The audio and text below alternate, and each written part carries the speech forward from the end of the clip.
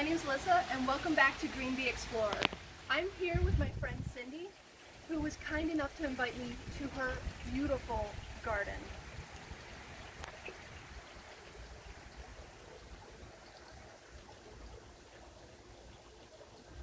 Tell me, Cindy, how did you come about getting such a beautiful garden? Well, we moved in here 30 years ago, and when we first moved here, there was nothing here. It was just dirt, no landscaping, there weren't even any trees. We brought all those trees in and we made that hill. The larger trees? Yeah, they were only 5 foot, 6 foot tall. That's amazing. And you said how many years ago? 30 years. 30 years ago, wow. It's amazing. I absolutely love it, and I respect all the work you put into your garden. Well, and I don't know what I'm doing. I just borrow plants, get plants from friends, move things around, split things. So I'm definitely not a professional, but it is fun. It's kind of like being an artist. Wow, it is truly a work of art. So I was wondering, can we actually walk through the garden and kind of learn what everything is, how it came about? Sure. It's late August, so a lot of the perennials have come and gone, and I fill in as much as I can with annuals. These marigolds I grew from seed. Every year I just take the old blooms off and let them dry, and then you open them up and they are your seeds for next year. And that's what I use. So these annuals don't cost anything. I just use my old seeds. This is one of my favorite plants. It's a sedum, I believe. It does have a yellow flower earlier in the summer, but at the end of the year I just leave these out, these pots. And throughout the winter they just sit here and they freeze or whatever they do, but in the spring they just come back on their own. I don't have to do anything. They're really easy to take care of. So I love this sedum. Well, like I said, I'm an amateur. I don't really know what all my plants are, but this is a plant that has a white bloom. It's done blooming for the year, so you really can't see what it looks like when it's in bloom. I actually found one right here. You have a taller one? Oh yeah. Very nice. It almost has like a trumpet Yes. or like a foxglove kind of effect to it. Yeah, and there's a little one down there. Oh, these are adorable. Very nice. These are, I think, Shasta daisies, and they don't look like much right now, but I love them because early July they are like a fireworks display of flowers. Usually if I cut off the first set of blooms after they die, I'll get a whole nother set. But this year I didn't get much on my second time around, so if anybody out there knows what I did wrong, please let me know. Right, they definitely look like daisies, but I can't say what exact breed they are. If anyone out there knows anything more, definitely comment at the bottom and mention what you know about these daisies. So, Cindy, I see throughout your garden you have, I'm pretty sure they're black-eyed Susans. Did you plant all these, or did they plant themselves? Well, my mother gave me a plant, and I planted it. I don't know how many years ago that was, but they have spread themselves, and I actually have to yank some out in the spring and throw them away because I have so many. They just spread themselves around, and right now they are saving my garden because so many of the other plants have come and gone. So I'm grateful for these right now. They definitely give a beautiful yellow between all the green in your garden. Right next to your black-eyed Susans, you have these white and tall flowers. Are you aware, do you know what these are? I believe they're phlox, but my husband and I call them the snowball plant because they look like a big white snowball. They're almost gone. These were all big, huge blooms, and now they're gone. You've got just a little bit left, but we have some pink ones coming up too. I really love them when they're in full bloom. Yes, we are at the end of August, so everything has its season. So it looks like the end of the season for these is end of August. Yeah. Still going along your garden. Oh, I see they're yellow, but they almost have like a burning orange inside of them. Are you familiar with what these are? These are zinnias, and I planted them from seed. And what I've done here is I planted them in pots so that I can move them around where I need them to fill in some of the gaps when the daylilies start to die and other plants start to subside, I can just move these around, which is something that I think is kind of clever. From seed, how long did they take? Well, I want to say, I started them really early inside, but I don't really think that helped. I think that you just want to put them outside mid to end of May, the seeds, and the zinnias did take a little longer than the marigolds, but I really don't think it helped me to start them inside. That's helpful to know. Now these are coneflowers, and we have, I plant these from seed too. I do the same thing I do with the marigolds oh, this one doesn't look so good. But I keep these buds, and at the end of the year, I use them the next year for seed. And I actually got a few of these when I was walking in the park, and put them in the garden, and they have spread as well, just like the black-eyed Susan. So I don't know if you're aware, but with the coneflowers, finches actually love these at the very end of fall. No more no more petals. You'll just see a little bit of the seed sticking out. Have you ever seen finches on your property? Oh yeah, it's funny that you mentioned that, because yesterday, even I think today too, there's a beautiful yellow finch. It lands on the coneflower and it bends the flower all the way over, and they're beautiful, fun to see. That's awesome, and it's a really natural way to feed them versus just putting up a bird feeder and attracting the squirrels. Mm-hmm. Cindy, you mentioned your white phlox, and I actually think I found your purple phlox you were mentioning. Looks like the bumblebees really like this flower. Oh, look at him. Him or her. It's a big one. Very nice. Just get a little close-up of him.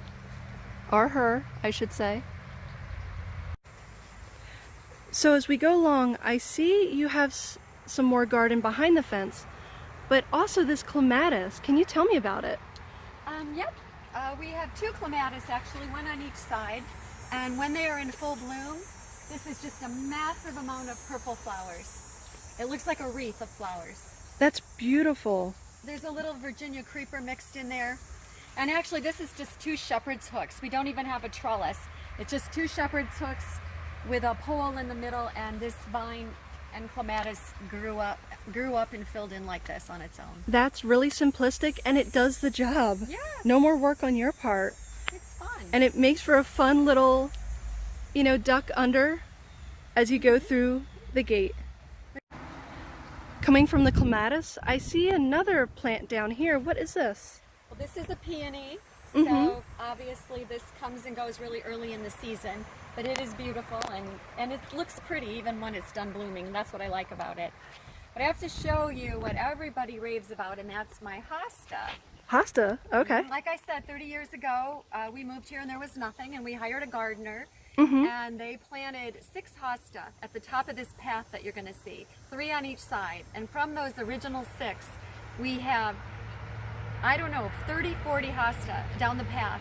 And many people have pieces of my hosta in their gardens, because you can split these. I call them monsters. You can split them and take half or 2/3 away, and they still come back just as big the next year. So, want to take a look? Sure, absolutely. Duck. And we're gonna duck. So, this is Wow. a row of hosta, and even though the deer like to eat hosta, there's so many here that they never get around to eating them all. These are incredible. They create a beautiful border. Do you ever have to weed around these?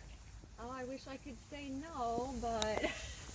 Oh, so still a little bit of weeding? Well, underneath the hosta I don't weed because, they just don't show, but around the edges I have to. Because that's something I have benefited from. Wherever I've planted a hosta, I've never had to weed around it as long as the leaf extends. Right. So it's a great benefit. I see more of your hostas have found your way down the path, but you also, if I'm correct, is this a green Japanese lace maple? I think that's what it is, yes. Very I nice. once had a professional gardener tell me that this was dying, but she was so wrong because it just flourishes and I don't do anything to take care of it.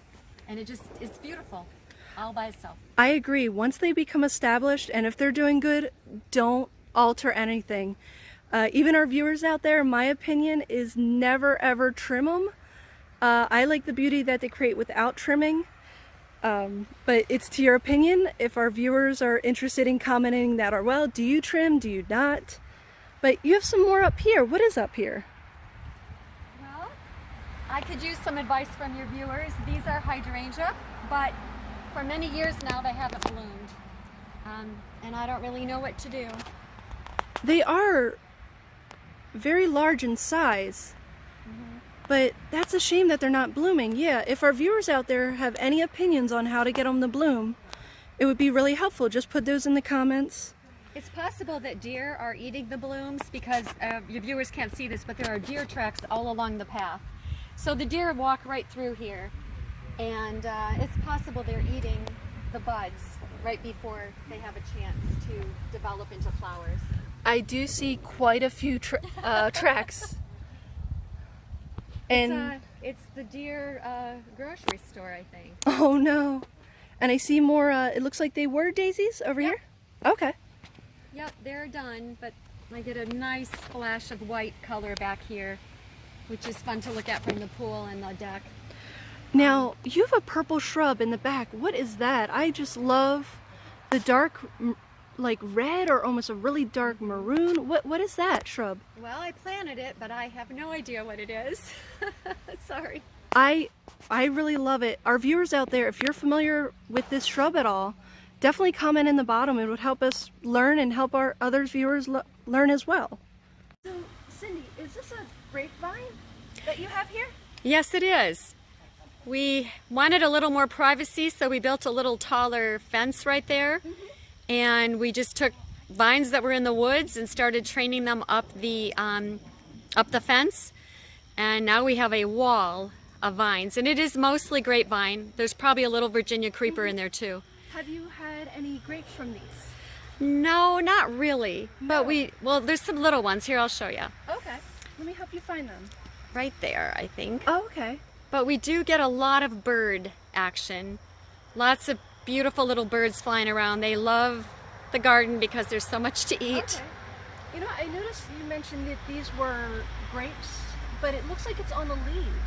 Okay. I'm almost wondering if that's something else. If our viewers out there are familiar with grapevines, I've heard there could be male or female, or is this a little bug that's landed on the leaf?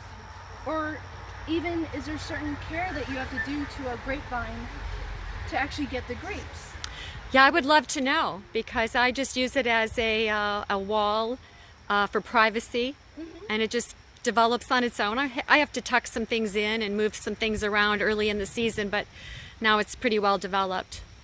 And in your pots, I see you have more of your marigold, some basil. Oh, do you cook with that basil? Oh yeah, I have vegetables throughout the garden. I have basil, cilantro, lots of lettuce. Let me see if I can zoom in on the basil for you. There it is. Who doesn't love basil? I agree. This flower, yes, my garden is 30 years old, but this flower is only 9 months old because my girlfriend gave this to me last fall. I don't know what it is. Do you know, Alyssa, the pink one? The pink one or the purple? It almost looks like, you know, it looks very similar to your phlox. I think it So, probably is phlox. I think you're right. I think just because it's maybe getting more direct sun, it could be, you know, turning out a little bit different, but it's a little different than the other one, but I divided it into 3 pieces and it's throughout the garden and I love it. that's great. Thank you. So right next to your grapes, I noticed this other plant. I am not familiar with the name. If our viewers are familiar, definitely comment at the bottom. But from what I understand, the berries can be poisonous. I'm not 100%, don't quote me on that. But I actually remember as a kid, we used to pick the berries and draw all over the sidewalks with the berries. So we would have purple stains and our names and cartoon, you know, little drawings all over. So a little childhood memory from that. Oh, that's fun. I also noticed right here you have an alyssum, a white alyssum, They come in two popular colors are white and purple. I think they can have a few other colors as well. But what's nice about these is I'm almost throughout the summer they'll be white. They are an annual, but they can actually replant themselves with their seeds. So when you see the flowers and they're done, definitely just brush the flowers back into your garden and hopefully you'll get them back again. Oh, that's good to know. They do come back on their own. I did not plant that this year. Oh, so we know it does work. And it works. So Cindy, we've hit a good portion of your garden. I think this is one of the last things. Are you familiar with what these red flowers are? Well, these are dragon wing begonias, and we used to buy all of our annuals at a nursery where the owner told me that this was one flower I could not kill. Because I used to work full time and I was gone a lot. I said, I need a plant that if I don't water it, it'll still live. And he said, dragon wing begonia is what you need. And I actually kept this flower in the house over the winter. It didn't look that great, but I brought it out in the spring and planted it in here. My husband said, aren't you gonna buy new ones? Those look pretty sad, but look at how beautiful they look. And I threw a few marigold seeds in around the dirt and they have filled in and they're huge. So the combination of the two has worked out pretty nicely. That's great to know, and it looks like you bought it fresh from the nursery. Yeah, it came back. You can also do cuttings. You can cut this and root them in water and then bring them out. That's how our friend at the nursery created new plants every spring. Gives a great mix to the garden. Beautiful. Yeah.